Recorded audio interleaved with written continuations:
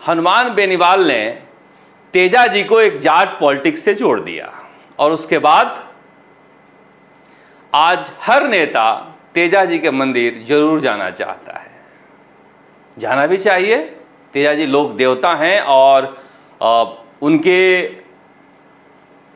जो कहानियां हैं वो काफ़ी प्रेरणादायक हैं और उनके आशीर्वाद से उन्नति होती है, आशीर्वाद मिलता है, तो भगवान के दर पे जाना भी चाहिए।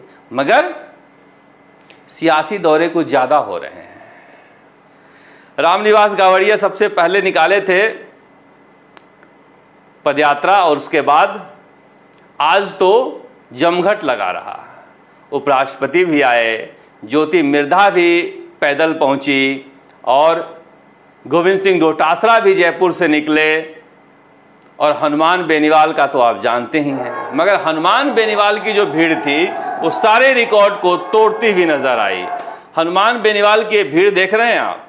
हनुमान बेनीवाल जो है नागौर में कम से कम जाटों की राजनीति में उनसे आगे कोई निकल नहीं सकता है और आज वो देखने को मिला। हालांकि कहा जा रहा है कि रेवत राम डांगा का ये गांव है और खैरनाल, और जहां पर ये देखिए ये दृश्य है वहां का। और जब वो बोलने आए तो माइक पर छीना झपटी भी हुई। कुछ लोगों ने कहा कि आज के बाद से धर्म संसद नहीं होगा। थोड़ी बहुत सियासत भी हुई, मगर उन सियासतों को छोड़ दीजिए। बीजेपी और हनुमान बेनीवाल के बीच वहाँ पर सीधा मुकाबला है कि जाटों का बड़ा नेता कौन है। और ये गोविंद सिंह डोटासरा गए थे, वो तेजल सुपर डुपर पर डांस करना चाह रहे हैं मगर वो डीजे नहीं बज रहा है, इसलिए तौलिया घुमा रहे हैं। मगर भीड़ अगर पैमाना है तो गोविंद सिंह डोटासरा ने भी कोशिश की है, पर हनुमान बेनीवाल का इलाका है इसलिए हनुमान बेनीवाल भीड़ के लिहाज से थोड़ा 20 पड़ गए और हनुमान बेनीवाल उस इलाके को समझते भी हैं, जानते भी हैं। मगर आज जिस तरह से हनुमान बेनीवाल ने गोविंद सिंह डोटासरा को चुनौती दी थी, उस चुनौती को गोविंद सिंह डोटासरा स्वीकार करते हुए पहुंचे थे और ये हनुमान बेनीवाल का है। अब दोनों के भीड़ देखकर आप फैसला कर सकते हैं कि भीड़ किसमें ज़्यादा है और जाटों का बड़ा नेता कौन है, अगर भीड़ के लिहाज से तय करना है तो। मगर आज मुकाबला रहा। हालांकि ज्योति मिर्धा भी आई और ज्योति मिर्धा वहां पर पैदल यात्रा करती हुई नजर आई। बीजेपी को भी इस उपचुनाव में खींवसर निशाने पर है और खास करके नागौर, और उस लिहाज से तीनों ही पार्टियों के लिए नागौर बहुत महत्वपूर्ण हो गया है।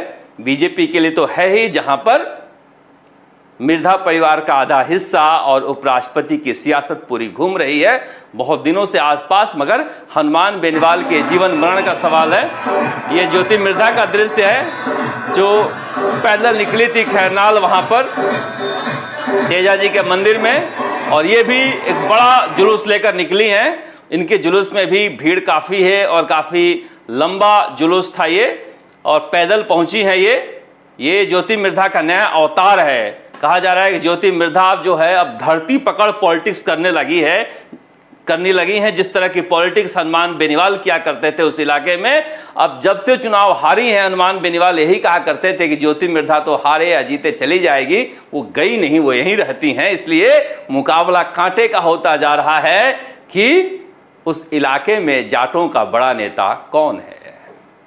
देखिए आज के लिहाज से और भीड़ के लिहाज से तो हनुमान बेनीवाल 20 पड़े हैं, मगर फिर भी राजनीति केवल भीड़ से तय नहीं होती है।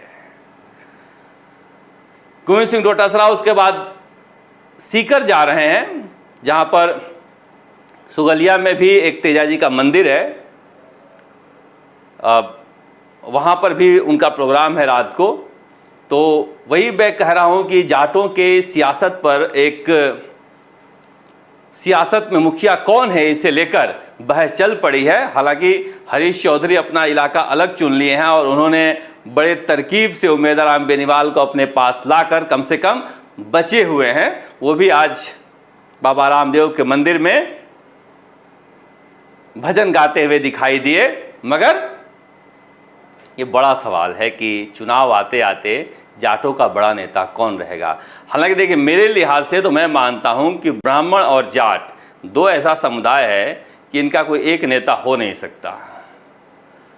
ये अपने लिहाज से नेता तय करते हैं, अपने नफ़ा और नुकसान के साथ पार्टी भी तय करते हैं। इसलिए हनुमान बेनीवाल इतने साल के तमाम कोशिशों के बावजूद एक छत्र नेता अभी तक नहीं बन पाए हैं, और गोविंद सिंह डोटासरा कोशिश भी नहीं करनी चाहिए। राजस्थान के प्रदेश अध्यक्ष हैं, उन्हें सभी कौमों की राजनीति करनी चाहिए। वो हनुमान बेनीवाल क्या है कि वो फंसा लेते हैं, और ऐसे फंसा लेते हैं कि फिर आप निकल नहीं पाते हो, और जो उनमें उलझ जाता है वो उलझ जाता है। बड़ी मुश्किल से हरीश चौधरी निकल के भागे हैं, और इस बार गोविंद सिंह डोटासरा इसी हनुमान बेनीवाल के फिरकी में उलझते जा रहे हैं। अगर जाट नेता बनकर रह गए तो फिर सियासत भी अधूरी रह जाती है।